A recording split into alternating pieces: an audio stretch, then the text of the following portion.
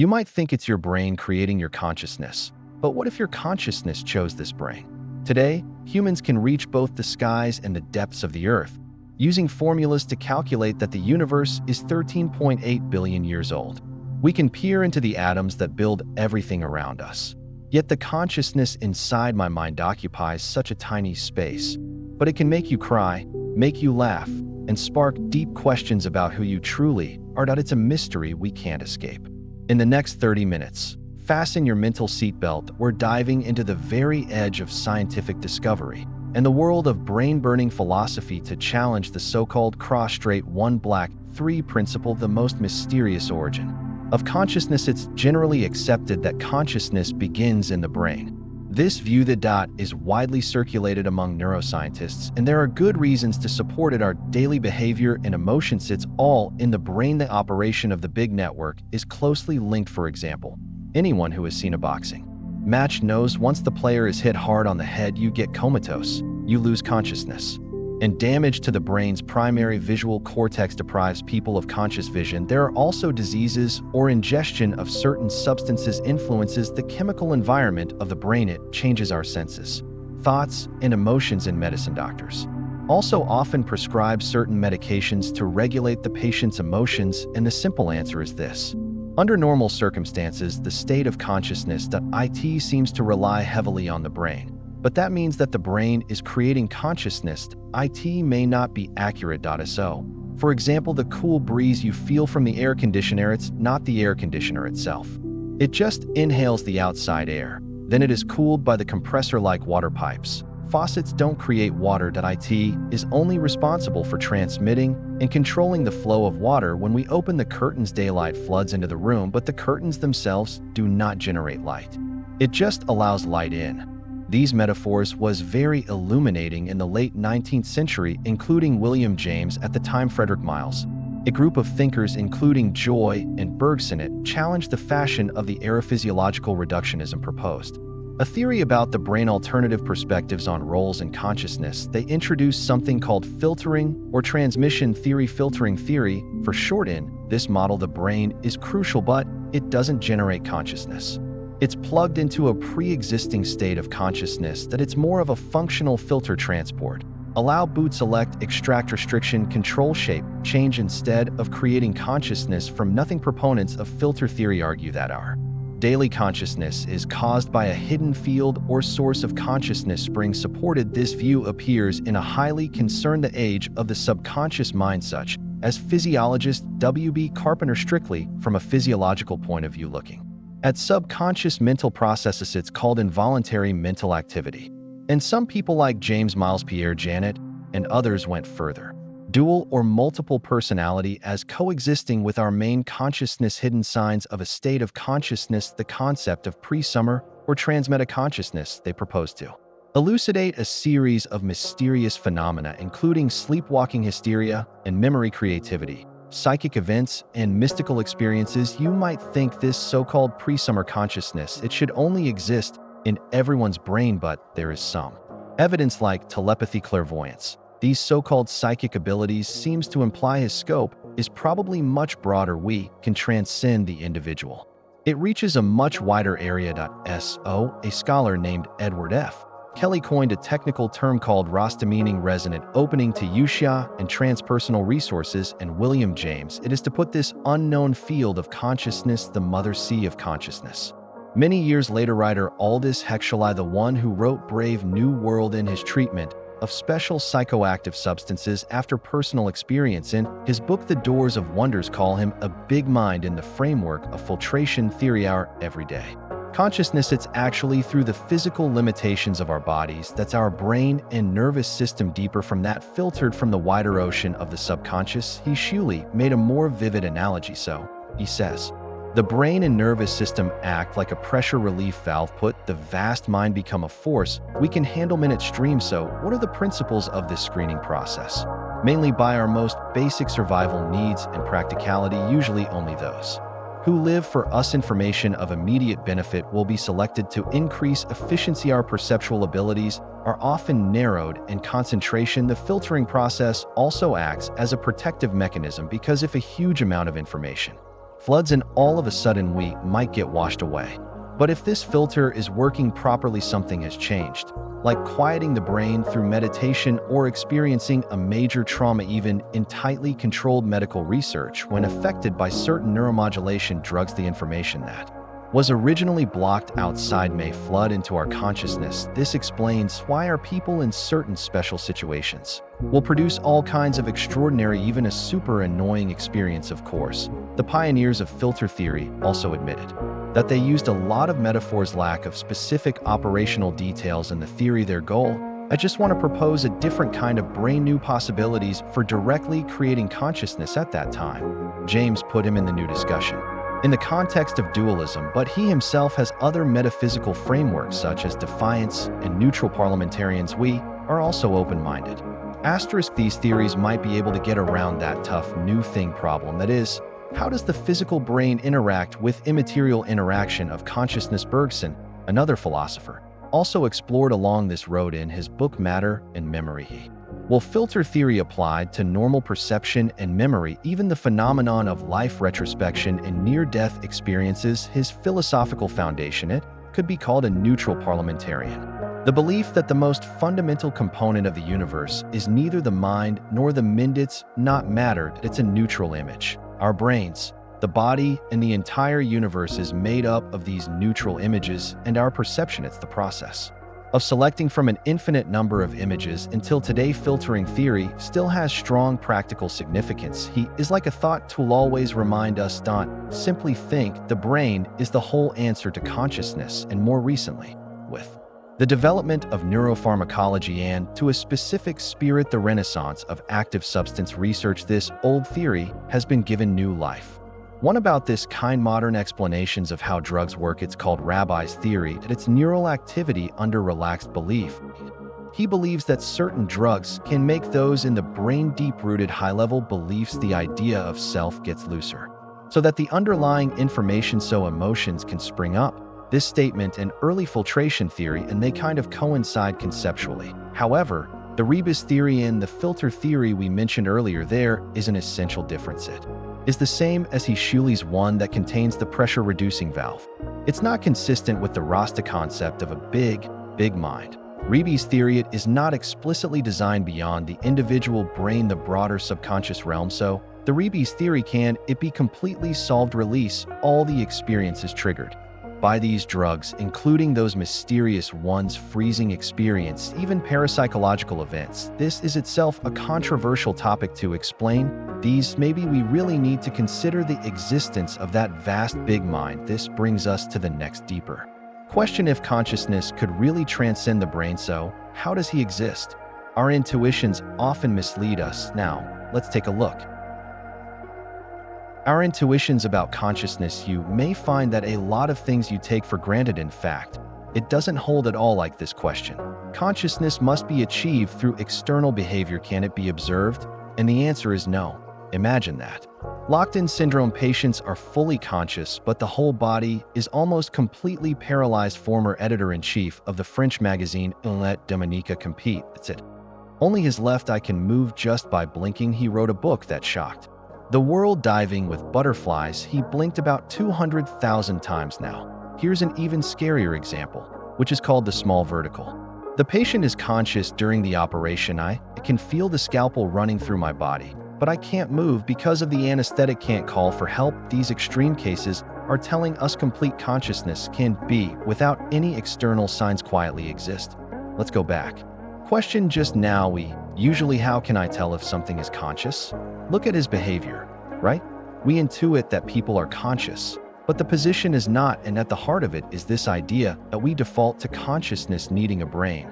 But a lot of us think of consciousness alone. Biological behavior such as the reaction to injury or the act of raising offspring planted can also manifest itself in extremely complex ways. For example, vine sense and wrap around supports the Venus flytrap can distinguish between prey and raindrops. Biologist Daniel Shamovitz, in his book Plants Know the Answer to Life, when plant cells are stimulated, generated electrical signal, and our animal neurons respond very similar.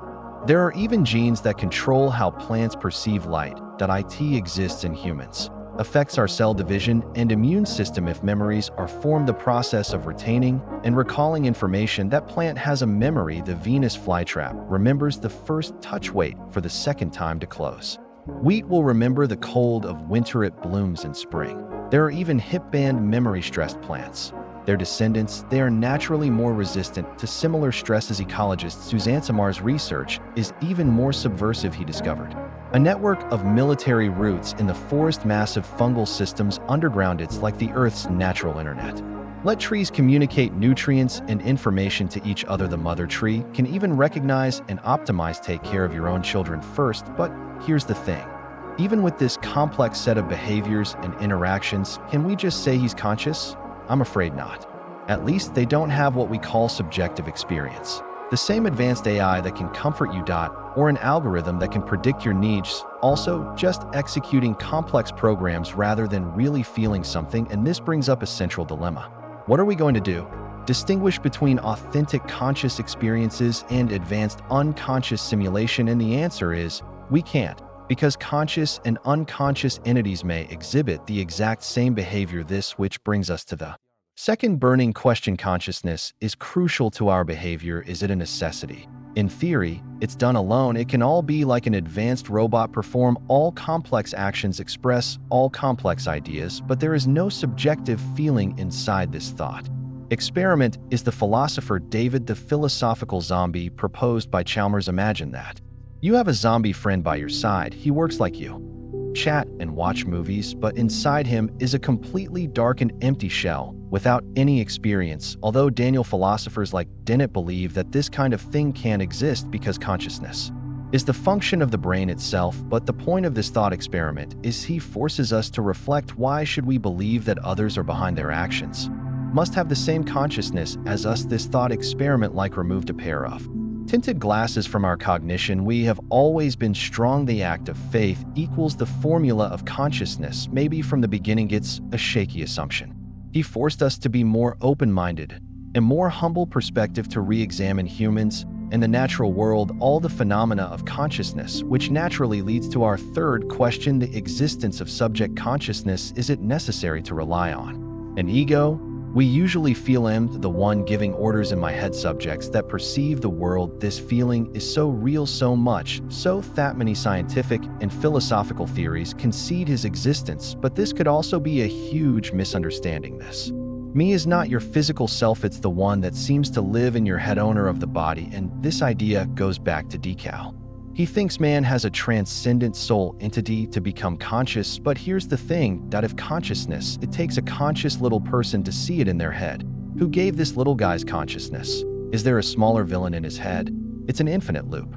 Philosopher Daniel Dennett put this wrong metaphor. Criticism for the Descartes theater. Many modern theories of consciousness. In fact, I am also making similar mistakes. They hypothesize that higher order areas of the brain, like the frontal pages, played the role of the self responsible for reviewing and processing information from sensory areas in the back of the brain. But there is growing evidence that forehead page activity, perhaps it has more to do with reporting conscious experiences rather than generating consciousness itself. In a clever experiment, scientists observe pupil changes to determine the perceived state of consciousness. It bypasses oral presentations altogether.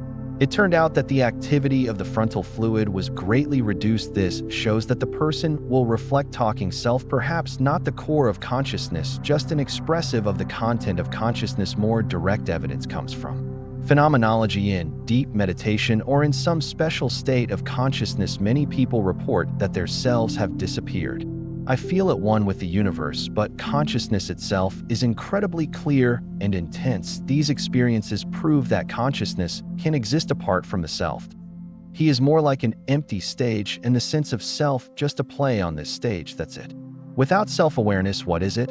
A leading theory holds that consciousness is a system, the ability to form fundamental beliefs about the world. And by faith, I don't mean complicated ideas. It refers to the simplest perception. For example, if you see a red apple, this view and the thought of the philosopher can't coincide. We can never have direct access to the truth, the real world. Everything we experience eats our consciousness based on incomplete information, constructed representation, and Bayes deduces And Carl Friston, the free energy principle, this explains the construction process. The brain is like a scientist. He has a predefined model or assumption about the world, and we're constantly reeling in new evidence from our senses. To fix this model, minimize accidents, bring the model closer to reality. That's what we do. Say you want to stand up from your chair. The brain first forms the belief that I am standing on, then direct the body to action to get rid of the reality of sitting. The prediction error between the belief of standing under this theory, the one we feel so real, coherent self, it's really just the brain trying to explain our ongoing life activities. The most stable one built, the most reliable, best guess analysis called this the beast machine theory. If we stop clinging to consciousness, it takes a complex self to exist. Then the threshold of consciousness is greatly lowered. It's no longer human or a few patents for advanced animals. It may be a more fundamental, wider presence, and that leads us to think about something a little bit bolder. More bizarre possibilities. Is consciousness related to higher dimensions? Does that solve the puzzle of consciousness? The ancient Greek philosopher Heraclitus famously said those who are awake have a common the same world, but the sleeping people turn to their own world. This sentence explores the relationship between consciousness and matter. For us, provides an excellent starting point. This quest requires us to think outside the box.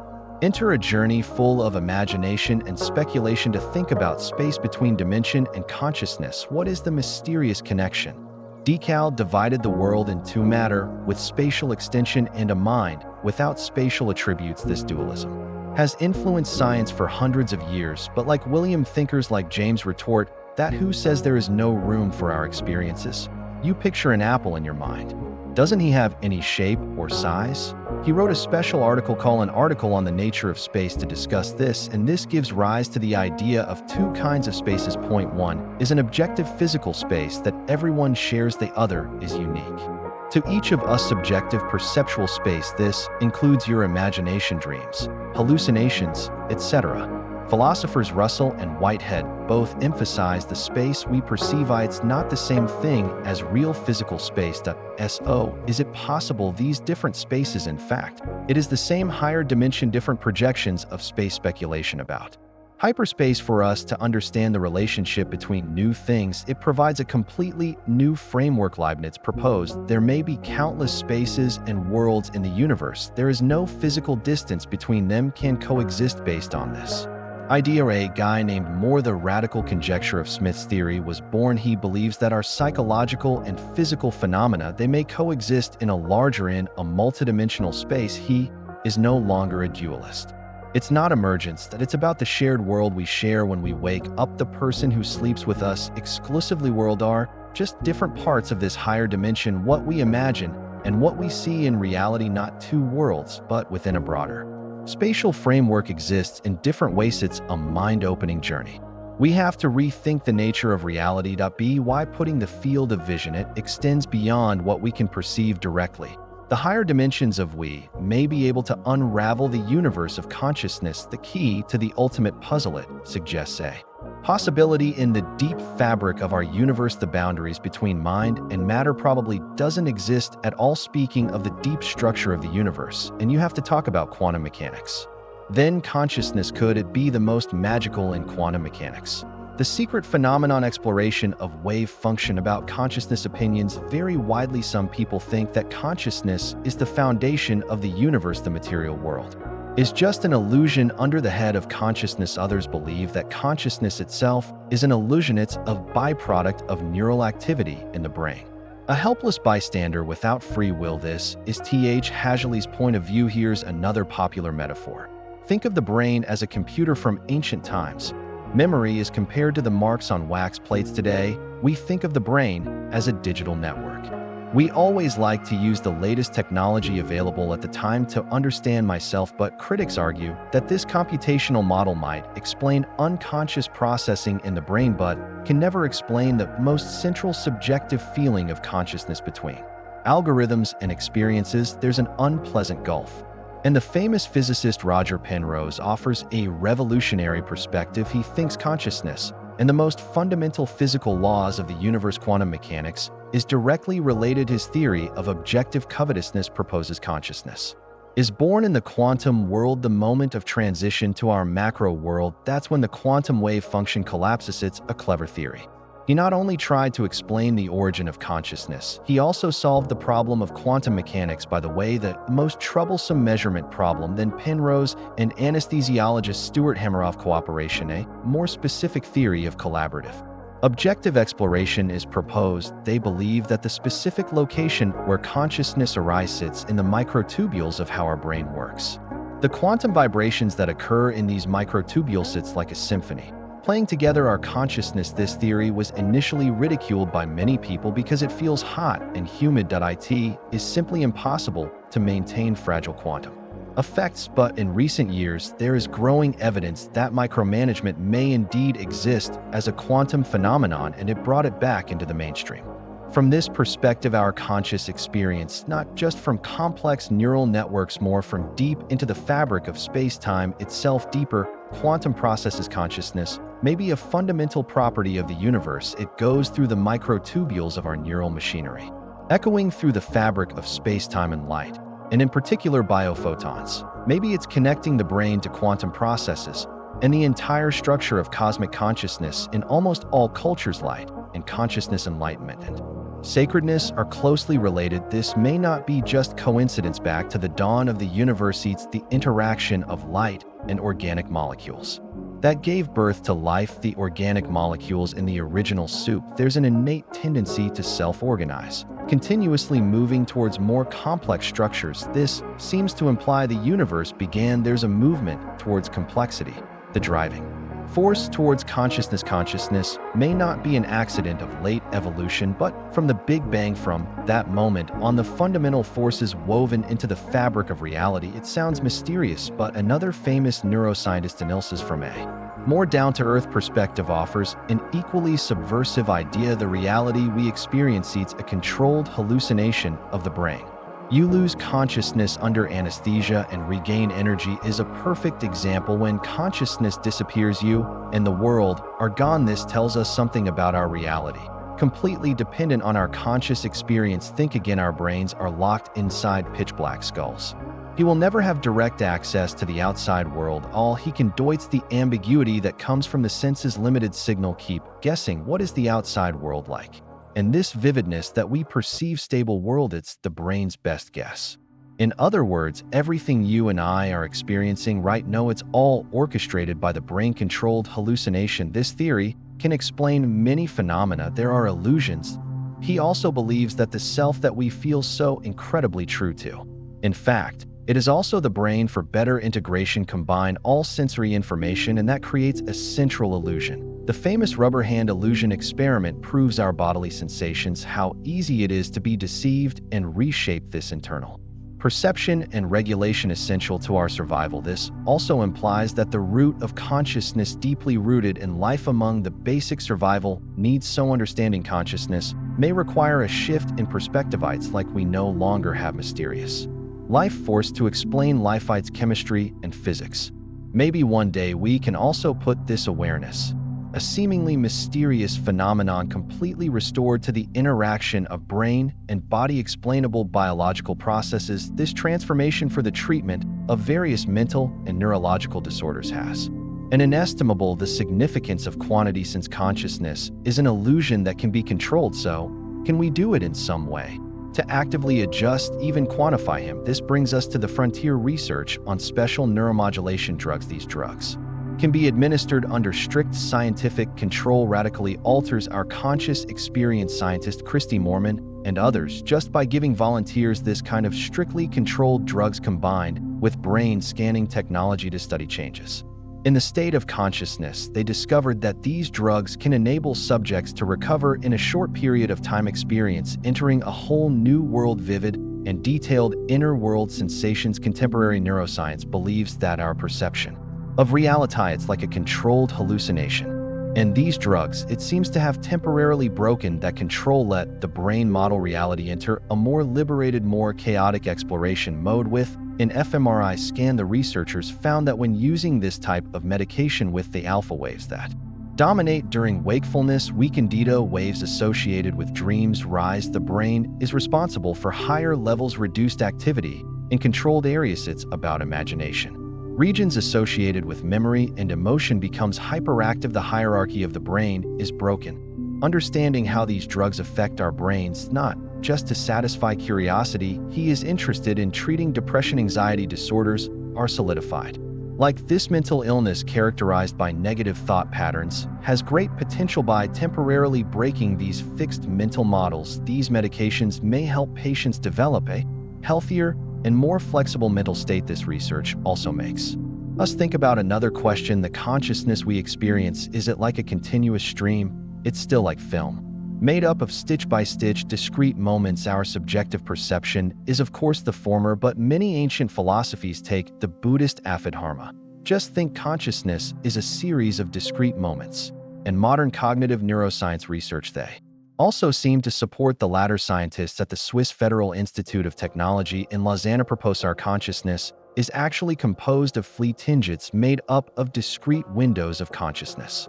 Between each window, it's interspersed with mindless information processing. For example, when two visual stimuli are presented in rapid succession, our brain integrates them. That lets perceive only one fused image. This suggests that our consciousness is actually delayed. He always finishes processing in his unconscious brain after the message just saw the result. This delay is approximately 400 milliseconds. The famous rabbit hallucination also proves this. If fast on your arm, tap a few points at intervals, you will feel like a rabbit jumping continuously on your arms rather than a few isolated points. This shows that your brain compensates for the movement in between. In other words, that continuous flow of reality that you experience, it's actually the brain editing very quickly behind the scenes, splicing, or even brain making up the result. This intermittent model of consciousness, it not only explains us why can we respond to a rapidly changing environment, react, it also reveals the fundamental mechanism by which we experience the world. We are like captains of a ship most of the time. We just need to know the direction of the voyage without knowing what's in the cabin below. Complex and continuous operation consciousness is the one that lights up occasionally, a beacon that guides the way rather than the river that flows all the time between wakefulness and sleep. And there's a very peculiar state of consciousness. It's called bedtime hallucinations. If you have a sudden shake when you are about to fall asleep, it's like waking up from a fall. And what you experience are these twitches. This is the most common manifestation of hallucinations before falling asleep. In this half-awake, critical state, people experience various spontaneous brief hallucination. The most common are visual hallucinations, like seeing all kinds of abstract shapes, patterns, and auditory hallucinations like hearing the phone ring or someone calls your name. The famous Tetris effect also belongs to this category. What do you do repeatedly during the day? I close my eyes at night, and that's all I can think of. Although this state is often associated with insomnia, anxiety, and even PTSD are linked, but he also had a very beneficial side effect: stimulate creativity. It is said that many geniuses in history, for example, the chemist Kekule, dreamed of snakes with tails, and we discovered this ring structure. And the painter Dali have taken advantage of this half-awake state to solve the problem and finding inspiration, because in this state the filter of our logical thinking is temporarily closed. All kinds of ideas that you can't hit with a pole. There is a chance to connect together, generate the spark of innovation. It goes even further than bedtime hallucinations. Lucid dreaming, that's when you're dreaming. You clearly know that you are dreaming. Psychologist Stephen Lauberg is a pioneer in this field. Lucid dream experience is a construction of reality. It's a construction of the brain. This is the most straightforward idea. The most stunning proof: in a lucid dream, you can fly, can go through walls, you can create the world as you please, and all this feeling, its authenticity, sense of detail, nothing less than our waking world. This reveals an astonishing truth: our brain itself is a top-notch virtual reality generator. It doesn't require any external sensory input.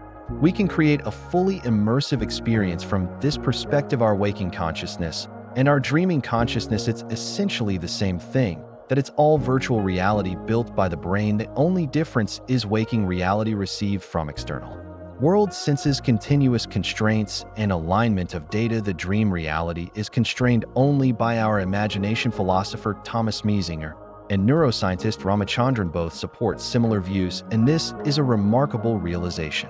He humbles us. Let's understand what we think is objective reality. In fact, It is through our subjective the product of deep processing of the brain. He also reminds us we are experiencers of the world around us, that I'm a maker. And finally, let's talk about an experience that almost everyone experiences, the most pervasive and mysterious phenomenon of consciousness ever. Deviation was a very strange sensation. You are clearly in a place for the first time or experiencing something for the first time, but deep down in your heart, there is a strong voice telling you you've been through it all. This feeling is fleeting, but it was so powerful, confusing, and fascinating. Researcher Arthur Funkhauser subdivided him into 3 categories that have been experienced: is how you feel, is reliving a detailed moment, already felt familiarity with a thought or feeling, and have already visited to a place that has never been it felt strangely familiar. There are many explanations of déjà vu. The theory of neuroscience holds that he might be the brain a glitch in the memory system. For example, the brain processes short-term and long-term memory. There is an instant cross-wiring between the zones lead to new information mistakenly labeled an old memory. One eye is bigger than the other, few milliseconds faster to see the message. When the message from the other eye comes, the brain mistakes it for a replay. There are, of course, bolder guesses, like parallel universes or psychoanalysis think of it as the fulfillment of a subconscious wish, but these are hypotheses. So what's interesting about this site is he allowed us to briefly biases one's own consciousness and memory operating mechanism. In that instant, we become spectators of our own minds. Clear awareness, current experience confused with past feelings. Is the brain the creator or the filter of consciousness? Awareness of the need for self. Is reality an illusion? We have traversed neuroscience, quantum physics, the broad field of philosophy and psychology. We discovered that our search for consciousness, it's like being in a dark room, trying to use a flashlight to illuminate the flashlight itself, is a tool we use to explore consciousness. It's consciousness itself. And that's probably why consciousness will be the final frontier of science, become the most mysterious, the most elusive, and ultimate mystery. So back to our original question. You might think it's your brain creating your consciousness, but what if your consciousness chose this brain? Maybe after watching this video you've got a new answer.